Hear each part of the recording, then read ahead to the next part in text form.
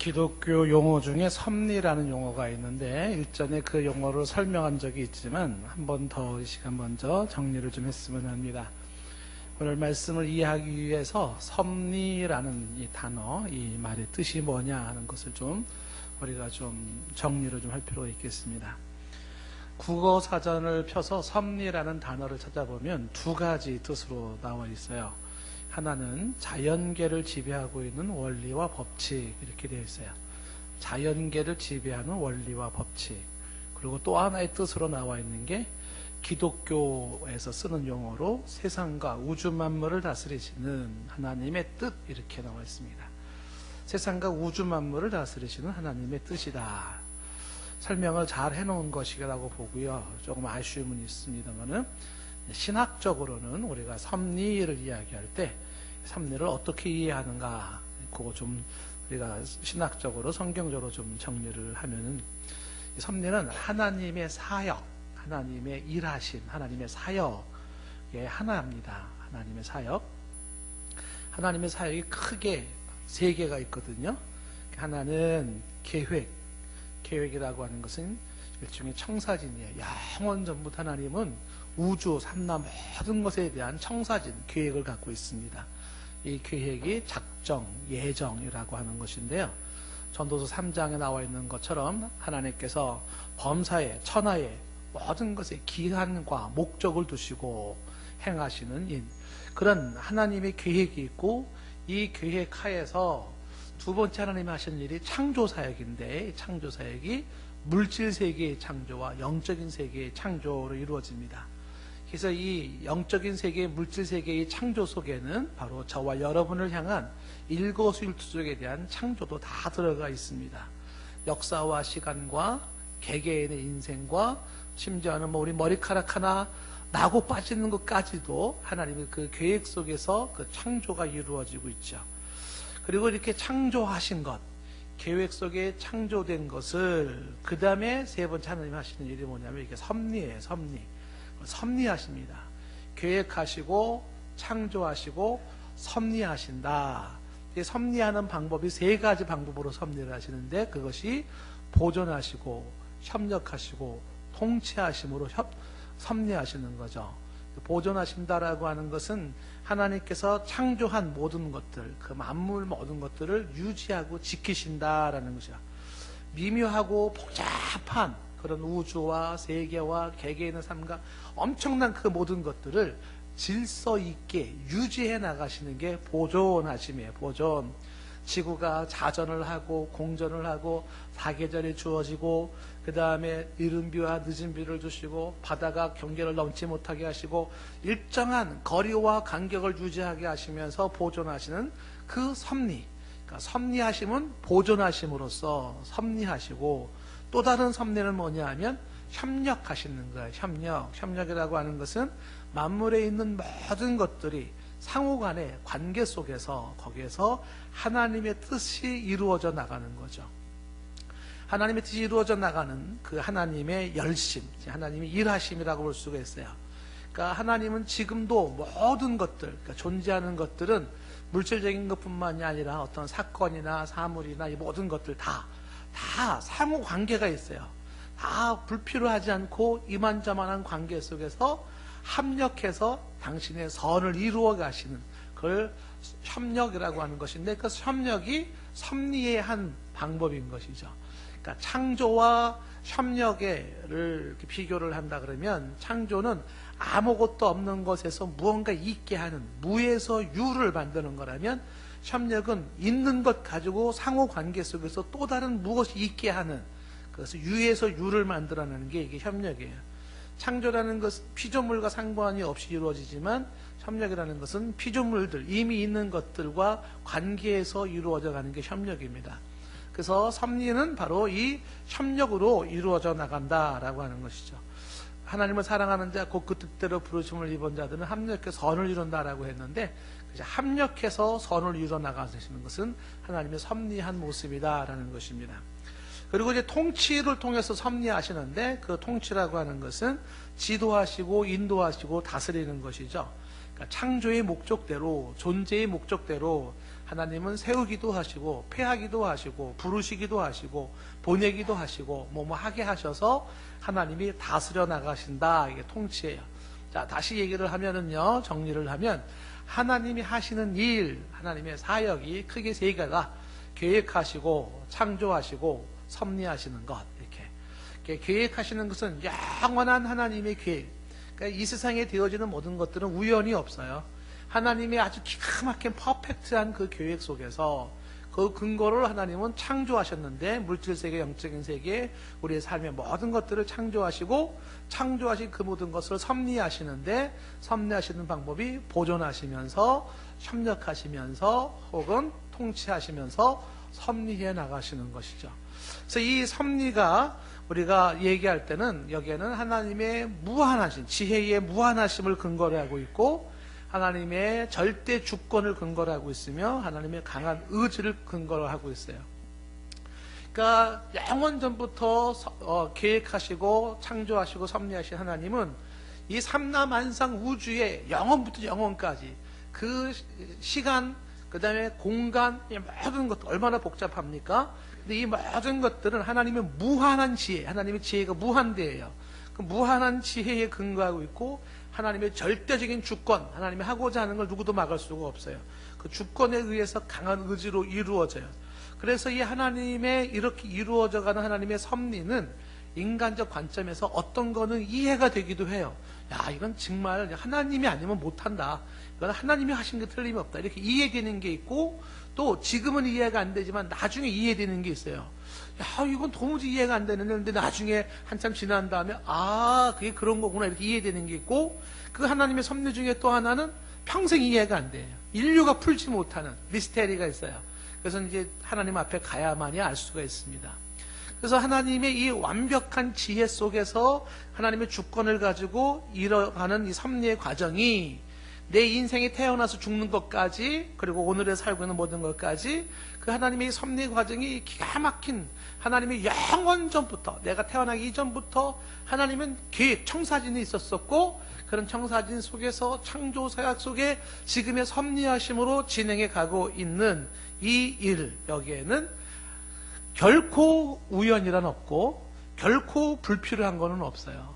그리고 여기 하나님의 실수는 없으셔요. 하나님의 선한 뜻하신 바가 이루어질 뿐이에요. 여기 우리가 나름대로 열심히 공부하고 직장 다니고 하는 이 모든 것들이 있지만, 이 모든 것들이 다 이미 하나님의 영원한 그러한 계획과 창조와 섭리 속에서 이루어지고 있는 것이죠. 주의 뜻이 이루어져 가는 과정이에요. 오늘 이 시간에 예배 나온 이것도 여러분들이 하나님의 영원한 섭리 속에서 나오게 되는 것이죠. 자, 섭리라고 하는 이러한 모습을 우리가 한번 정리해 두면서 오늘 말씀을 한번 우리가 주목을 좀 하기를 원하는데, 오늘 말씀의 제목이 성도의 삶의 여정이라고 이렇게 제목을 잡았습니다. 성도의 삶의 여정을 우리가 본문 말씀을 가지고 얘기할 때 세 가지를 한번 우리가 생각해 보려고 합니다. 첫 번째 성도의 삶의 여정은 뭐냐면 성도의 삶에 있는 대적입니다. 대적. 그러니까 성도의 삶에 대적이 있더라, 대적자가 있더라 하는 것입니다. 자, 이것이 지금 12절에 보면 바울의 이야기 속에 뭐라고 되어 있냐면, 갈리오가 아가야 총독되었을 때 유대인이 일제에 일어나 바울을 대적하여 법정으로 데리고 갔다는 이야기가 나와 있죠. 여기 갈리오라고 하는 것은 아가야 지방의 총독입니다. 이 아가야는 로마 제국 당시에는 하나의 도시이기도 하고 국가이기도 한 그런 이제 도시죠. 이 아가야라고 하는 이 도시의 수도가 바로 고린도입니다. 그런데 이 아가야는 지금은 그리스 땅에, 그리스 남쪽에 펠로폰네소스라고 하는 반도가 있는데, 그 반도의 그 북쪽에 보면은 한국말로는 아하이아라고 이렇게 발음해요. 아하이아라고 하는 그런 현입니다. 하나의 현. 바로 거기가 지금 얘기하는 이 아가야입니다. 지금 인구가 약 한 33만 명 정도가 살고 있고, 제가 인터넷으로 한번 들어가서 봤더니 아주 동네가 보기 좋더라고요. 아주 바닷가에 아주 참 좋은 그림을 좀 볼 수가 있었는데, 바로 거기에 바로 이 갈리오라고 하는 사람이 총독으로 있었을 때의 일입니다. 이 갈리오라고 하는 것은 네로 황제의 스승이 세네카인데, 그 세네카의 형제 관계를 가지고 있어요. 역사적 평가로는 이 갈리오가 아주 청렴하고 고결한 기품을 가진 총독으로 평가를 받습니다만은 일설에 의하면 이제 네로에 의해서 자살을 하게 되는 이제 뭐 그런 스토리가 있습니다만은 이런 그 갈리오라는 그런 총독이 아가야 지방을 다스리고 있었을 때 거기에 수도였던 고린도에서 있었던 일이에요. 거기에 유대인들이 일제히 일어나서 바울을 대적했다라고 말하고 있습니다. 바울을 대적하는 무리가 있었습니다. 유대인들이죠. 근데 이들이 일제히 일어났다라고 하는 것은 바로 바울을 대적하기 위해서 모두가 하나가 되었다는 겁니다. 사람들이 연대를 했고 그리고 함께 적극적으로 바울을 향하여 공격해 나가는 것을 보게 되는 거죠. 분노하고 폭동을 일으키고 폭력을 일삼으면서 바울을 끌어 재판장 앞에다가 세운 거죠. 이 일에 사람들이 만장일치로 바울을 갖다 세운 겁니다. 바울의 입장에서는 지금 또 하나의 도전을 받게 된 게, 또 하나의 반대 세력을 지금 부딪히게 된 것입니다. 사도 바울이 한판 전쟁을 해야 되는 그런 입장에 되어 있는 거죠. 바울의 인생에 있어서는 이런 일들이 한두 번은 아니었었습니다. 유사한 일들이 여러 번 있었지만 오늘 또 한 번 여러 무리들이 연합해서 공격해 들어오는 그것을 맞이하고 있습니다. 성도인 바울의 삶에서 바람잘 날이 없는 모습을 보는 것이죠. 또 한 번 고린도에서 대적자들이 일제히 일어난 그런 상황을 맞이하고 있는 것입니다. 보통 사람들은 선한 데 하나가 잘 안 됩니다. 그런데 악한 데는 하나가 잘 됩니다. 유대인들이 일제히 일어났다라고 하는 것은 사람들이 지금 바울을 대적하는 데 마음을 같이 한 것이죠. 잘 뭉치고 잘 협조하는 것은 보통 죄악된 일에는 잘 뭉치고 잘 협조해요. 그런데 보통 선한 일은 사람들이 잘 못 뭉칩니다. 뭔가 우리가 선한 일을 하자, 모여자 그러면 잘 못 모이고요. 여기 좀 협조 좀 하자는 잘 못해요. 그런데 죄 짓자 하는 데는 잘 돼요. 예를 들면 한국의 병폐 중에 하나가 술 아닙니까? 술 먹자 그러면 잘 가요. 술 먹자 그러면 돈도 잘 내놓습니다. 뭐 10만 원, 막 20만 원 팍팍 써요. 근데 굳이 하는데 돈 좀 내놓자 그러면 만 원도 못 내놓고 막 그래요. 물론 우리 교인 얘기는 아니에요. 저 딴 교회 저쪽에 어디 얘기들이에요. 이 사람들이 죄 짓는 데는 연합을 참 잘해요. 근데 선한 일은 연합을 잘 못하는 그런 경향이 있죠. 근데 어쨌거나 바울의 입장에서는 한 명도 아니고 두 명도 아니고 여러 명이 때를 지어서 공격해 들어오는 것을 맞이하는 거예요. 이게 바울의 인생에서 지금 보는 그런 반대 세력인 것입니다. 자, 이 얘기를 이제 바울의 입장에서는 참 얼마나 괴로운 문제인가 하는 생각해 볼 수가 있어요. 이걸 이제 우리식으로 바꿔 말한다 그러면 우리한테 성도의 삶으로 살아가는 우리에게 공격해오는 여러 연합된 세력이 있다라고도 볼 수가 있지만 여러 가지 일들이 함께 막 몰려들어서 설상가상으로 일이 너무너무 힘든 일들이 나의 가고자 하는 이 믿음의 길을 반대하고 힘들게 하는 요소가 있을 수 있다. 이렇게 이해할 수도 있는 거죠. 한두 건이 아니라 여러 건이 일제히 나를 힘들게 할 수 있겠다라고 하는 것입니다. 바로 그런 모습이죠. 우리가 지난 시간에 말씀을 보았지만은 사도 바울이 고린도 교회를 향해서 편지 쓸 때 이런 내용이 있었죠. 고린도전서 2장 3절 말씀에 뭐라고 썼냐면 사도 바울이 내가 너희 가운데 거할 때에 약하고 두려워하고 심히 떨었노라 그랬잖아요. 그러니까 바울이 무서웠습니다. 공포스러웠죠. 약했고 두려웠고 심히 떨었다라고 하는 거죠. 천하의 사도 바울일지라도 고린도에서 그가 겪었던 그 떨어했었던 무서웠었던 그 모습을 고백하지 않습니까? 한두 사람도 아니고 여러 사람들이 어금니를 깨물고 이를 갈면서 막 공격이 들어오는데 보통 힘든 일이 아니었다라는 것이죠. 그래서 더욱 힘들 수밖에 없었던 것이 바울의 모습이었다라는 것이죠. 보통 우리의 삶이 그래요. 성도로 살아가는데 한두 건이 아니라 자꾸 여러 개 건수가 한꺼번에 사람들을 힘들게 할 수가 있어요. 한꺼번에. 그래서 더 사람이 지치고 혹은 낙심하기 쉽습니다. 군에 있는 아들내미가 우리 어진이가 이제 허리가 아프다고 휴가 나와가지고 이제 이 허리 등 뼈를 이렇게 했는데 뼈가 이렇게 튀어나왔대요. 뭐 디스크 쪽에 이게 튀어나왔는데 의사 선생님은 이제 젊으니까 20대 때는 그게 자연적으로 없어지니까 수술은 하지 말라고. 근데 그게 이제 신경을 누르니까 근무 쓰면서도 이제 다리가 막 저려오고 앉지를 못하고 이제 굉장히 힘들었던 모양이에요. 근데 허리뼈가 너무 아파가 치료를 하다가 지금 허리뼈 아픈 게 지금 문제가 아니에요. 지금 더 아픈 게 뭐냐? 이빨 때문에 너무 아파 죽겠다는 거예요. 근데 이빨이 사랑니가 이렇게 나와야 되는데 옆으로 나와가지고 옆에 이를 누르고 그래서 이 사랑니를 그 일반 병원에서 또 안 빼준다 그러더라고요. 뭐 혀신경 건드려서 마비 증세가 올 수 있다 그래가지고 뭐 대학병원에 가라 막 이래가지고 근데 한 병원에서 빼준다 그래가지고 이 사랑니를 부숴가지고 뺐어요. 뺐는데 그 옆에 이빨이 이게 또 갈라져 있는 거예요. 이렇게. 그래서 그걸 또 뭐 구멍을 떼우고 신경치료하는데 지금 너무 아파가지고 허리 아프고 이빨 아프고 근데 이게 문제가 아니래요. 예, 군대가 왜 이렇게 유치한지 모르겠다는 거예요. 그냥 사람 갈구는데 아주 정신적인 스트레스가 한두 건이 아니라는 거죠. 너무너무 사람들이 이렇게 유치해가지고 그런 스트레스를 받고 있다는 거예요. 제가 이제 우리 아들한테 얘기를 했습니다. 야, 힘든 일이 왜 너한테 이렇게 여러 개가 겹치냐.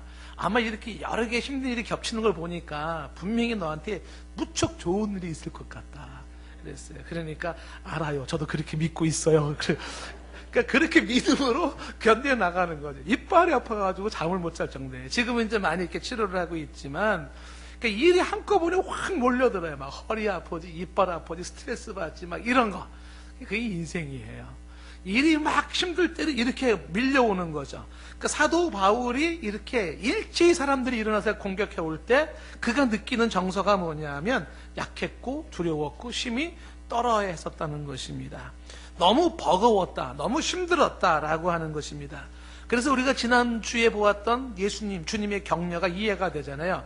사도행전 18장 9절 말씀에 주님이 바울을 어떻게 격려했죠? 두려워하지 말며 침묵하지 마라 라고 하면서 격려하잖아요. 두려워하지 말아라. 왜요? 두려워지거든요.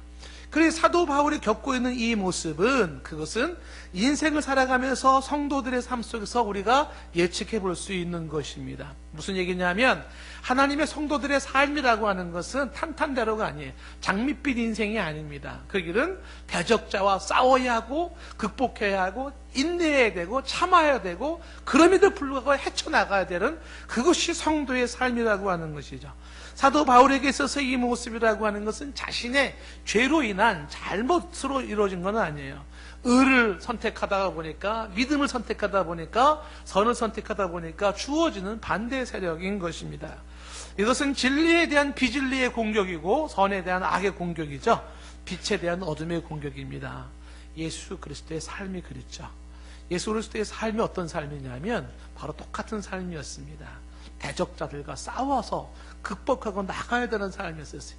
유난히 예수 그리스도를 향해서 비난하는 사람들이 많았고 온 사람들이 협력해가지고서 소리를 지르면서 공격했던 것이 예수님의 삶이었어요. 그래서 예수님께서는 당신이 그런 삶을 살았기 때문에 그 뒤를 따라가는 성도들의 삶에 이런 대적자가 있을 것을 주님은 미리 아셨죠. 그래서 요한복음 15장 18절 주님이 무슨 말씀을 하셨습니까? 세상이 너희를 미워하면 너희보다 먼저 나를 미워한 줄을 알라. 정답이죠. 이 유대인들이 핍박하고 있는 건 사실 바울이 아니에요. 예수님입니다. 예수님이죠. 사람들이 거부하는 거는 지금 바울이 아니에요. 예수님을 거부하는 거였었죠.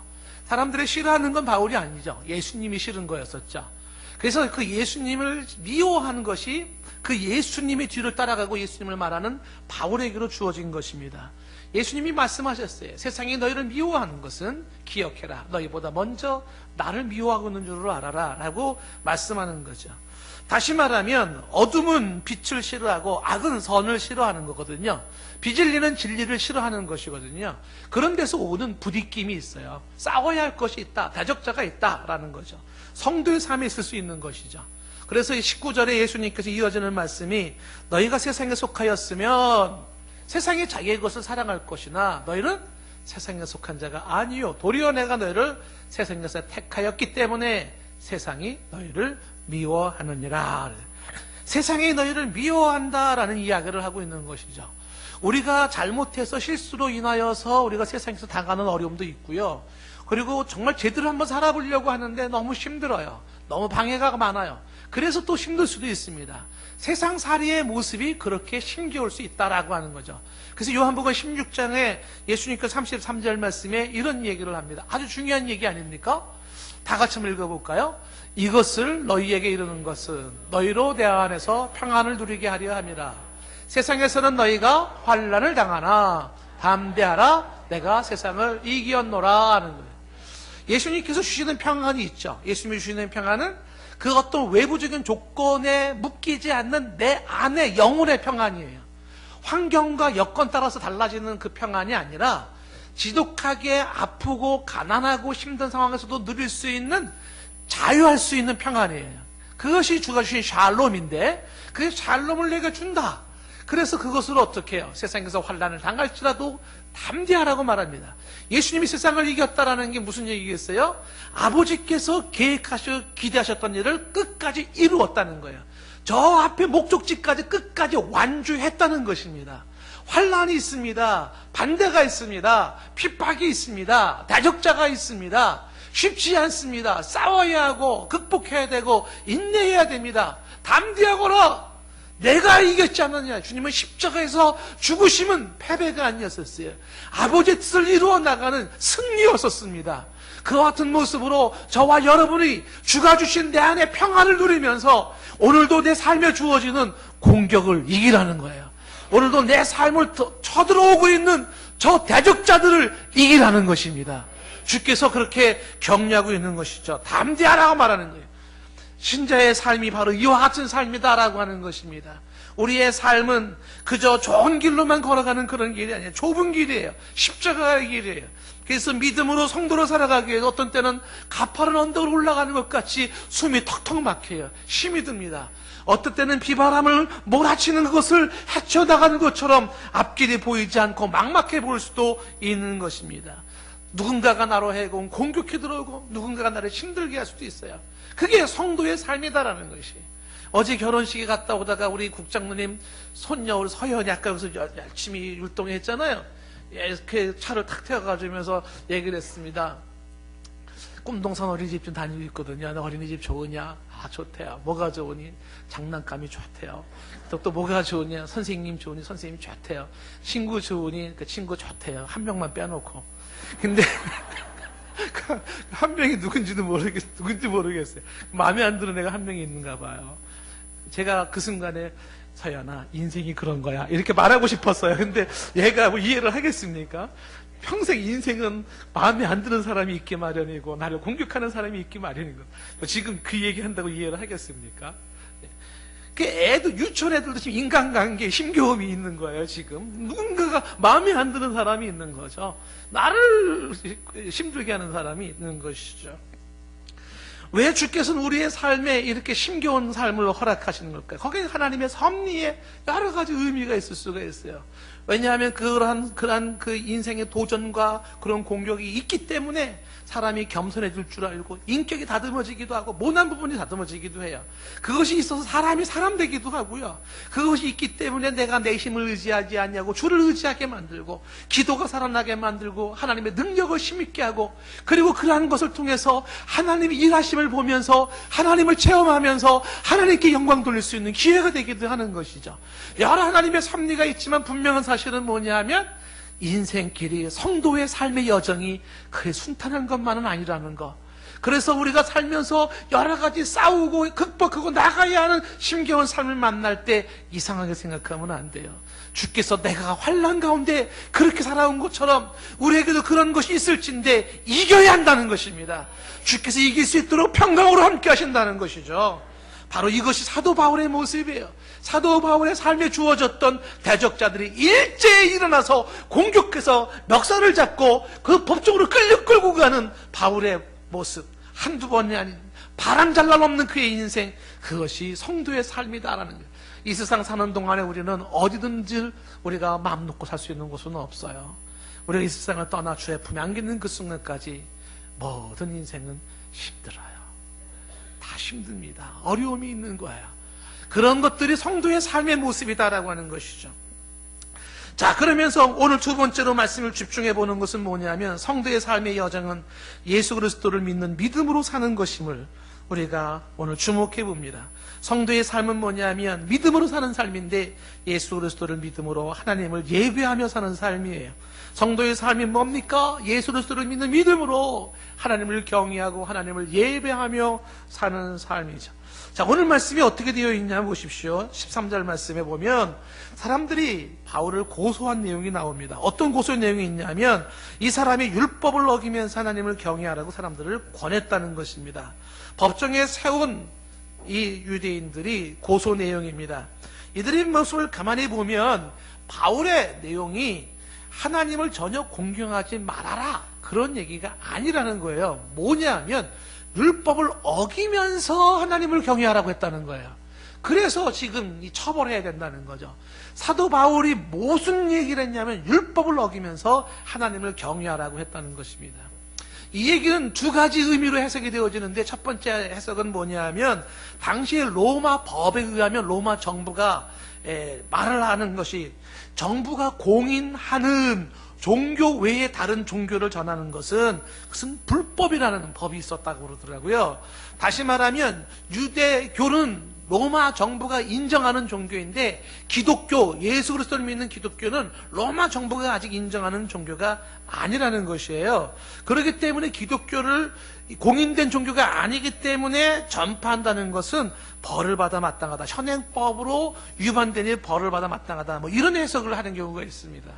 그런데 진짜 해석은 이제 의미는 그게 아니죠. 이 유대인들의 율법을 어기면서 하나님을 경외하다 이렇게 얘기하는 진짜 의미는 뭐냐면, 예수 그리스도를 통하여 하나님을 경외하라 라고 하는 바울의 이야기가 율법을 어기면서 하나님을 경외하는 것으로 그들은 이해한 것입니다. 다시 말해서 예수 그리스도를 이야기하는 게 율법을 어기는 거라고 생각을 한 것입니다. 예수 그리스도를 이야기하지 말라는 거죠. 그를 이야기하지 말아라. 그를 이야기하면서 하나님을 운운하는 것은 율법을 어기는 거예요. 율법이라고 하는 게 구약 성경 아닙니까? 그걸 어기는 것이다 라고 이야기한다는 것입니다. 그래서 지금도 이스라엘의 유대인들은 바로 구약 율법에 충실하기 위하여 예수 그리스도를 믿지 않는 유대인들이 많이 있습니다. 그런데 여기서 우리가 분명하게 한번 생각을 해봐야 될 것이 있습니다. 그게 뭐냐면, 예수 그리스도를 인정하는 것이 정말 율법을 어기는 걸까요? 아니면 예수 그리스도를 인정하지 않는 것이 율법을 어기는 것일까요? 어떤 게 율법을 어기는 것일까요? 이 문제를 사실 짚고 넘어가야 됩니다. 과연 사도 바울이 율법을 어긴 것이었을까? 아니면 율법의 완성을 말한 것이었을까? 유대인들은 아직 율법의 진정한 의미를 모르고 있는 건 아니었을까? 생각을 해봐야 됩니다. 이 부분을 잠시 좀 더 설명을 한다 그러면, 사도 요한이 깨달은 게 있습니다. 사도 요한은 이런 얘기를 하죠. 1장에서, 요한복음 1장 17절에서 뭐라고 얘기를 하냐면, 율법은 모세로 말미암은 것 주어진 것이고 은혜와 진리는 예수 그리스도로 말미암아 온 것이라는 얘기를 해요. 율법과 예수 그리스도와의 관계를 이야기할 때 모세로부터 주어진 율법이 있어요. 그리고 예수 그리스도로부터 주어지는 은혜와 진리가 있습니다. 율법과 예수 그리스도와는 뭔가 연관성이 있어요. 상관성이 있어요. 어떤 상관성이 있을까요? 무엇일까요? 이거를 조금 더 구체화된 눈을 뜬 사람이 빌립인데, 빌립이 요한복음 1장 45절 말씀에서 이런 얘기를 합니다. 1장 45절 말씀에 빌립이 말을 하죠. 나다나엘을 향해 찾아서 말하기를 뭐라냐 하면, 모세가 율법에 기록하였고 여러 선지자가 기록한 그 일을 우리가 만났으니 요셉의 아들 나사렛 예수라. 빌립이 본 건 뭐냐면, 율법을 가만히 보는데 율법이 뭔가를 지금 가리키고 있어요. 율법이 뭔가를 얘기하고 있습니다. 그 율법 구약의 모든 법들이 무엇인가를 가르치고 있어요. 그리고 또한 선지자들도 성경에 남아있는 여러 선지서들이 다 무엇인가를 가르치고 있는데, 그게 누구냐? 그게 뭐냐? 바로 예수 그리스도예요. 이 빌립이 눈을 뜬 거죠. 그 빌립은 율법과 예수 그리스도와의 관계가 어떤 관계가 있는지를 알았습니다. 아하, 율법이 이룰 수 없는 미완성을, 바로 율법의 미완성을 완성시킬 수 있는 분이 뭐냐면 예수 그리스도예요. 율법은 끊임없이 사람들로 하여금 너희들이 법을 지키지 못하는 죄인을 얘기를 하고 있고, 그것으로 너희들은 저주받아 마땅하다고 이야기함으로써 너희들은 이제 이 율법이 해결할 수 없는, 율법이 줄 수 없는, 그것을 완성할 수 있는 그 무엇이 필요하다는 걸 얘기를 하고 있어요. 그게 뭡니까? 예수 그리스도예요. 그분으로 말미암아 우리가 이 율법의 저주에서, 죄의 책망 속에서, 법에 위반된 자에 받을 형벌에서 자유케 되고 해방게 될 수 있는 은혜가 있게 되는 거죠. 그러니까 율법이 예수 그리스도의 필요성을 얘기하고 있고, 선지자들의 역사를 쓰면서 예수 그리스도의 필요성을 얘기하고 있고, 그것을 지금 예수 그리스도를 바로 빌립은 보았고 나다나엘에게 얘기하는 거예요. 바로 예수 그리스도가 율법에서 얘기하고 있던 완성이라고 얘기를 하는 것입니다. 사도 요한과 빌립만이 아니라 이 율법과 예수 그리스도의 관계에 있어서 엠마오로 내려가던 두 제자 이야기도 동일한 유사한 얘기가 나오죠. 예수님의 십자가의 죽으심과 부활을 믿을 수 없어서 고향으로 가고는 두 제자가 있었어요. 엠마오로 가는 제자가 있었습니다. 그때 누가복음 24장 27절에 보면 예수님께서 나타나셔서 누가복음 24장 27절에 모세와 모든 선지자의 글로 시작해서 모든 성경에 쓴 바 자기에 관한 것을 자세히 설명하셨어요. 그 예수님이 동행하셨는데 동행하신 예수님이 누군지 몰랐어요. 그는 모르는 상태에서 지금 사람들은 뭐를 알았냐면 예수님이 선지자의 글과 모세의 율법을 통하여서 당신에 관한 설명을 할 때 사람들이 그걸 들었습니다. 그때 이 사람들이 눈이 열렸어요. 24장 31절 말씀에 가면 그들의 눈이 밝아져 그인 줄 알아보더니 이랬어요. 눈이 밝아졌어요. 근데 예수님이 그 자리를 떠났죠. 그리고 이어지는 32절 말씀이 그들은 이렇게 말해요. 그들이 서로 말하되 길에서 우리에게 말씀하시고 우리에게 성경을 풀어주실 때에 우리 속에서 마음이 뜨겁지 아니하더냐라고 얘기를 해요. 성경을 풀어줬다는 게 뭐냐면 구약 성경을 통하여 지금 예수 그리스도 되심을 설명해 준 것을 보고 뜨거웠다라고 하는 것입니다. 바로 이와 같은 모습인 것이죠. 바울이 바로 이와 같이 눈이 열린 거예요. 율법을 어긴 것이 아니라 율법의 완성인 예수 그리스도에게 눈을 열렸어요. 그래서 지금 유대인들이 바울을 향하여 고소하고 책망하는 모습을 보이고 있지만 이것은 사도 바울에게는 사실 초등학문에 불과해요. 왜냐하면 자신이 옛날에 그랬거든요. 자신도 똑같은 유대인의 입장에서 예수 그리스도를 부정했었고 반대했었거든요. 천하의 예수 그리스도를 반대하는 것이 가장 구약 성경에 충실하는 것이라고 믿었거든요. 그것이 하나님을 가장 잘 섬기는 것이라고 믿었거든요. 그래서 그는 이들보다도 더 치열할 정도로 크리스찬들을 잡아 죽였고 스데반을 향하여 돌멩이를 집어 던졌던 게 바울 자신이었거든요. 여러분 아시다시피 사도행전 9장 1절 말씀에 보면 그때 사울이 어떻게 했어요? 바울의 옛날 이름이 사울 아닙니까? 예수님 믿기 이전에 사울린 자기가 주의 제자들 크리스찬들을 잡아 죽이기 위하여 위협과 살기가 등등했습니다. 살기가 등등했어요. 죽이겠다는 겁니다. 그냥 다 없애버리겠다는 겁니다. 이게 예수 그리스도를 눈이 열리지 않았을 때 자신의 모습이었던 것이죠. 그래서 대제사장에게 이어지는 2절에 공문을 받아가지고 다메섹으로 가지 않습니까? 2절 말씀에 그 다메섹에는 바로 예수를 따라가는 사람들이 많이 있었어요. 남녀를 막론하고 결박하기를 원했습니다. 그게 자신의 모습이었어요. 율법을 가지고 있고 나는 율법을 잘한다고 자부했었지만 정작은 몰랐어요.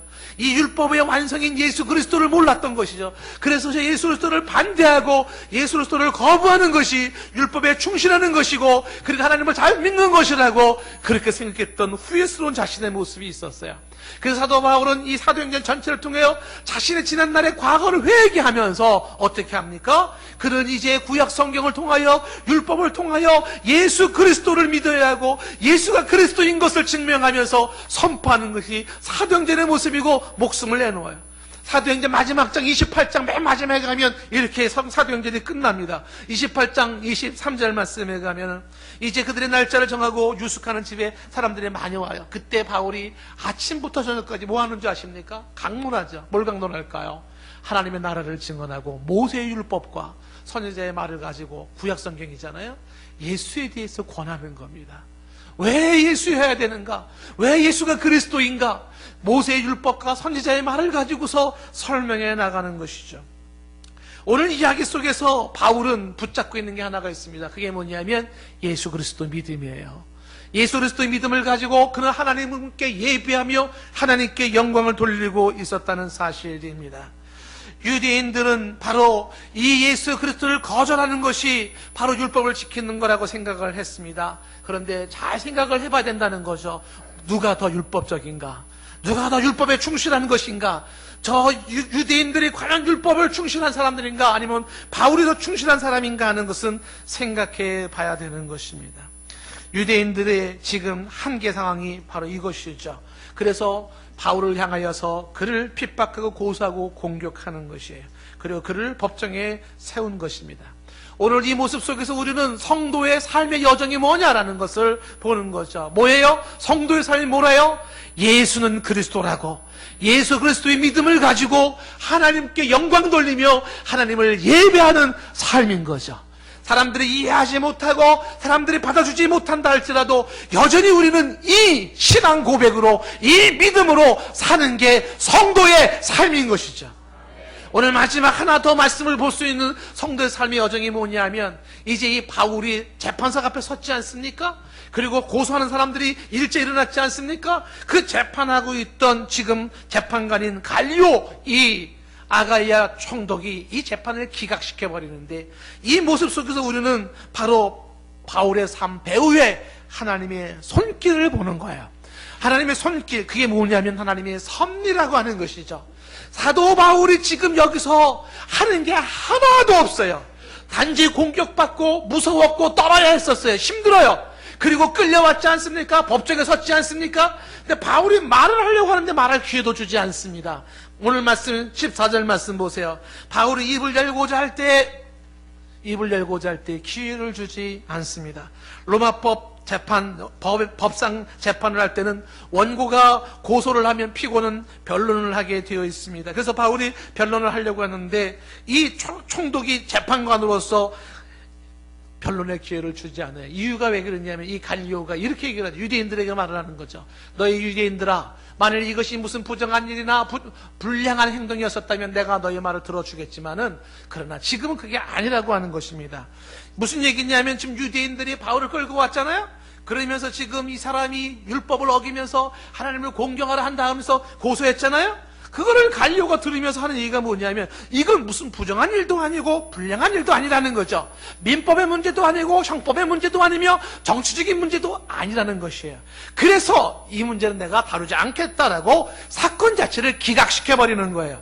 15절 말씀에 이 갈리오가 이렇게 얘기하지 않습니까? 만일 문제가 언어에 관한 거라면, 이 언어가 로고스, 바로 그 도에 관한 거, 명칭, 예수 이름이죠? 너희의 법, 율법에 관한 것, 이것이라면 너희가 스스로 처리하라고 이야기를 합니다. 무슨 얘기냐면, 너희 종교 문제는 너희가 처리하라고 얘기하는 거죠. 나는 이러한 일에 재판장 되기를 원하지 아니하노라 말합니다. 갈리오는 지금 어떤 생각에서 일을 하냐면, 정교 분리 원칙에 입각해서 이야기를 하는 것이에요. 정교 분리 원칙이라는 게 뭐냐면, 정치 문제와 종교 문제가 연결될 때에 이건 아주 복잡해진다는 것을 누가 잘 아냐면 갈리오가 너무 잘 알아요. AD 49년에 이 갈리오를 로마에서 종교인들의 폭동을 보았었거든요. 그래서 정말 똑똑한 사람의 특징이 뭐냐면, 정치와 종교를 분리하려고 하는 것이에요. 정치와 종교가 만나서 하나가 되면은요, 그 누구도 대책이 않습니다. 여러분, 지금 대표적인 예로 IS들이 지금 막 공격하고 있잖아요. 수많은 사람, 오늘 아침에 뉴스에도 보니까 무신론자 교수를 죽여버렸는데, 이 IS들의 문제가, 잘 생각해 보세요. 이게 종교 문제라고 생각하십니까? 정치 문제라고 생각하십니까? 잘 보시면은요, 이거는요, 정치 문제예요. 종교를 이용하는 겁니다. 이 약한 정치꾼들이 종교를 이용해서 자신의 나라와 아성을 세워나가는 거예요. 왜 종교를 이용한 줄 아시죠? 종교적으로 무장을 시켜놓으면요, 사람들이요, 사생결단하고 달라붙습니다. 자살폭탄합니다. 이게 종교의 힘이에요. 그렇기 때문에 종교를 이용해서 자신의 정치, 나라를 세우려는 게 IS 세력들이 것이거든요. 정치의 술수입니다. 정치 술수예요. 그래서 이 종교와 정치가 만나는 게 대단히 위험한 거예요. 그래서 이 정교 분리의 원칙을 강조하는 게 누구냐면 바로 갈리오예요. 이 문제는 단순한 문제가 아닙니다. 굉장히 복잡하게 얘기할 수 있는 문제가 있기 때문에 제가 시간상 나중에 좀 더 설명을 해야 되겠지만, 어쨌든 이 갈리오는 정교 분리의 원칙에 의해서 사건 자체를 기각시켜 버렸습니다. 그 얘기는 무슨 얘기냐면, 바울을 잡아 죽이려고 했던 유대인들의 고소 사건이 끝났다는 거예요. 사실 유대인들이 원했던 것은 로마법의 판결이 아니었습니다. 정부의 공권력 힘을 의지해가지고서 바울을 차단하는 것이었고, 그의 선교를 막는 것이었어요. 그런데 그들의 그 계획이 수포로 돌아갔습니다. 갈리오가 바울을 위해서 한 거 아닙니다. 갈리오가 기독교를 위해서 한 거 아닙니다. 갈리오는 당신의 정치적 판단력에 의하여서, 정치적 입지를 구슬기 위하여서 그는 그렇게 행동을 한 것이에요. 그래서 16절에 그들을 법정에서 쫓아내고, 그리고 이제 17절에 소스네너를 핍박할 때 그는 관여하지도 않습니다. 이것이 바로 갈리오가 가지고 있는 생각이에요. 그래서 결국은 바울은 풀려나고 살게 되고, 이 유대인들의 바울을 향한 공격은 수포로 돌아갑니다. 이게 우연일까요? 아니라는 거예요. 이게 하나님의 섭리예요. 하나님이 배후에서 손을 대고 있어요. 바울이 하는 게 하나도 없어요. 근데 하나님은 아직도 이 바울에게는 미션이 있어요. 바울은 해야 될 일이 있어요. 사명이 있기 때문에 하나님께서는 이렇게 갈려의 마음, 그의 판단력과 그의 가치관을 주장하셔서 정교분리의 원칙에 입각해서 그렇게 해서 유대인들을 몰아내게 만들고 재판을 기각시켜버리게 만들고 그리고 바울로 하여금 계속 사역을 감당하게 했다는 것입니다. 하나님의 섭리가 이렇게 이루어지는 이것을 바로 섭리의 협력이라는 거예요. 보존하시고 협력하시고 통치하신 하나님께서 그렇게 나간다는 것이죠. 때로는 잔인무도한 애굽의 바로가 등장되어지고 그리고 잔인무도한 바빌론의 이 느부갓네살 왕이 등장되어지고 저 북한의 김정은이 등장되어지고 수많은 사건들이 많이 있어요. 이 모든 것들을 높고 넓은 하나님의 시각으로 바라볼 때 이 모든 것들에는 하나님의 당신의 영원하신 계획에 청사진에 의하여서 당신의 모든 창조에 하나님의 섭리하심 속에서 그 계획은 영원부터 영원까지 마침내 이루어져 가는 거예요. 우리는 그 하나님의 영원하신 그 섭리에 우리는 한 인생으로 살고 있을 뿐이라는 것입니다. 저는 여러분들에게 이 하나님의 섭리를 말씀드리면서 한번 우리가 이렇게 한번 생각을 해보자라는 것이, 제가 우리 아들 레미가 이빨이 아파요, 허리가 아파요, 스트레스가 많아요 얘기할 때, 야, 너 좋은 일이 있을라 그러나 보다 라고 비교적 여유 있게 제가 얘기를 할 수 있었던 이유는 바로 이 믿음 때문에 그렇죠. 하나님의 뜻이 이루어지기 때문에 그래요. 하나님의 선한 뜻이 이루어지기 때문이죠. 배후에 하나님의 일하심이 있고 배후에 하나님의 손길이 있고 배후에 하나님의 섭리하심이 있음을 믿기 때문인 것이죠. 여러분도 오늘도 성도로서 세상을 살면서 어떤 분은 법적인 문제로 재판을 받아야 할지 몰라요. 법정에 서야 하는 입장이 있을지 모릅니다. 기억하십시오. 배후에 하나님의 손길이 있습니다. 어떤 사람은 건강의 문제로 입원을 하고 수술을 받아야 할지 모릅니다. 약을 복용해야 될지 몰라요. 기억하십시오. 배후에 하나님의 손길이 있습니다. 주의 섭리가 진행되고 있다는 사실이죠. 어쩌면 경제적인 어려움으로 은행의 대출을 받으면서 힘들어하는 사람이 있을지도 몰라요. 기억하십시오. 배후에 하나님의 손길이 있고 하나님의 섭리하심이 이루어지고 있다는 사실입니다. 성도의 삶의 여정은 대적이 있고 힘들 수 있어요. 그럼에도 주 예수 그리스도를 믿는 믿음으로 하나님께 예배하며 나가는 게 성도의 삶이고 우리의 삶의 여정 배후에 하나님의 손길이 미치고 섭리가 이루어진다는 사실이죠. 시편 37편 말씀으로 오늘 설교 말씀을 맺겠습니다. 시편 37편에 이렇게 고백하고 있어요. 37편 3절 말씀에 여호와를 의뢰하고 선을 행하라. 누구를 의뢰하라고요? 여호와를 의뢰하고 선을 행하라. 땅에 머무는 동안 그의 성실하심을 먹을거리로 삼아라. 우리는 그의 성실하심, 신실하심을 붙잡는 성도들이죠.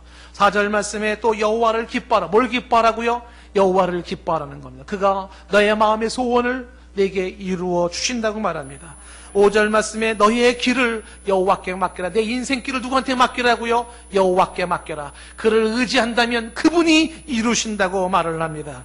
그리고 6절에 내 의를 어떻게 해요? 빛같이 나타내시며 내 공의를 정의의 빛같이 하신다고 말합니다. 건너뛰어서 23절, 24절, 23절에 보시면 여호와께서 사람의 걸음을 정하시고 그의 길을 기뻐하신다고 말합니다. 저와 여러분의 인생의 길을, 걸음을 정하시고 그의 길을 기뻐하시죠. 그리고 여전히 24절에 그는 넘어지지만 아주 엎드러지지 않습니다. 성도는 넘어지지만 아주 엎드러지지 않습니다. 왜 그럴까요? 여호와께서 그의 손으로 붙들고 계시기 때문인 것이죠.